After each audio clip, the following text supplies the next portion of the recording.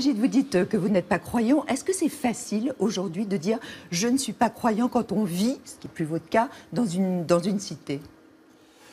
En tout cas, je peux vous dire que c'est pas facile parce que, vous voyez, ma mère croit, ma mère est musulmane et ça lui arrache le cœur de penser qu'on n'y croit pas ou pas tant que ça. Donc pour moi, j'ai fini par le dire que très tard dans ma vie. Et finalement, le plus dur, c'est la blessure qu'on provoque chez les proches parce qu'ils y croient et ils pensent qu'on va échapper à l'éternité, au paradis, etc. Et ce qui m'embête le plus, c'est de blesser des gens.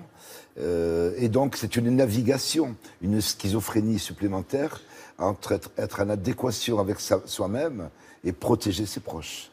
Est-ce que vous pensiez un jour voir autant de voiles dans la rue et de gandoura?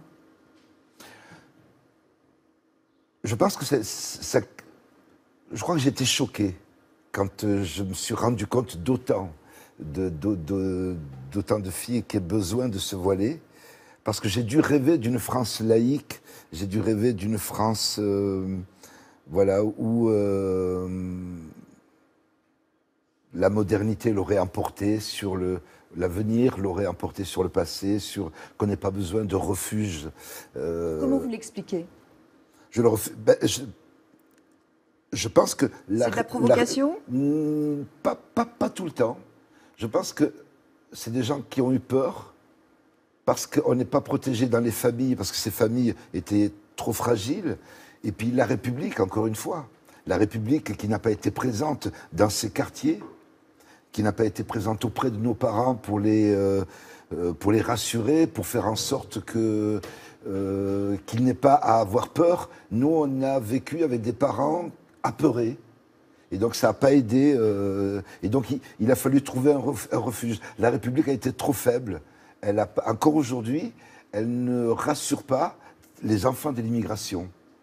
Et donc on a besoin de chercher un refuge, de chercher une fraternité, et il la trouve ailleurs. Si à ma place, vous aviez un candidat ou une candidate au djihad, qu'est-ce que vous lui diriez? Honnêtement, je crois que je n'aurais pas les mots. Si elle est candidate au djihad, je dirais que c'est perdu. Et qu'on ne peut pas, ou très difficilement, la bataille est un peu perdue. Ce qui m'intéresse, c'est qu'est-ce qu'on fait. Voilà, c'est en amont. Et tout le temps, c'est en amont que ça m'intéresse. On m'a beaucoup parlé ces temps-ci de Mohamed Merah. Ce qui m'intéresse, c'est l'amont. Que s'est-il passé? Qui vivait dans votre quartier. Qui vivait dans notre quartier, bon, qui a commis ces crimes impardonnables. Et je me dis, comment il en est venu là? Et je regarde en amont.